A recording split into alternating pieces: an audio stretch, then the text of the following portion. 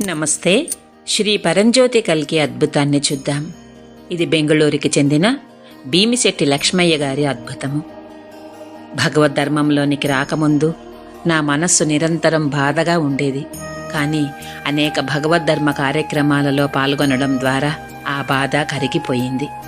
1,00,000 పరిస్థితులు తలెత్తినప్పుడు కూడా మనస్సు ఎలా పనిచేస్తుందో నేను ఇప్పుడు స్పష్టంగా చూస్తున్నాను. మరియు అది ఇకపై నన్ను కలవరపెట్టడం లేదు. గత సంఘటనలను మోయడం యొక్క భారము నా జీవితంలో నుండి అదృశ్యమైంది. ఒకప్పుడు నిరంతరం తోడుగా ఉండేది.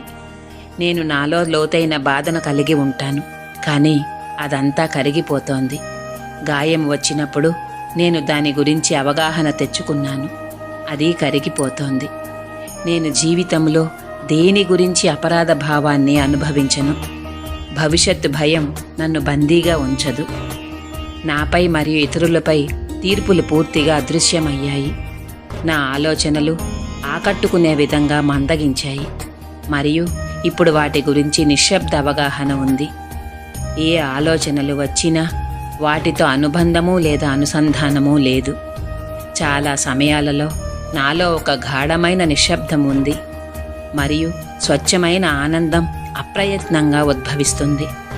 ముఖ్యంగా నేను శ్రీమూర్తి ముందు కూర్చున్నప్పుడు లేదా భజనలలో మునిగిపోతాను.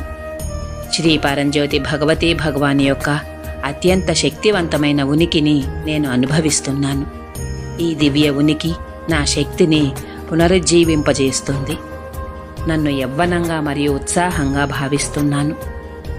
మానవాళికి మాత్రమే కాకుండా మొక్కలు మరియు జంతువులపై కూడా ప్రేమ మరియు కరుణ నా హృదయంలో వికసించాయి. నా జీవితంలో ఈ అసాధారణమైన పరివర్తనలు తెచ్చినందుకు శ్రీ పరంజ్యోతి భగవతీ భగవానికి నా హృదయపూర్వక కృతజ్ఞతలు తెలియజేస్తున్నాను. శ్రీ పరంజ్యోతి భగవతీ భగవాన్ మీ అనంతమైన దయ మరియు ఆశీర్వాదాలకు చాలా ధన్యవాదాలు.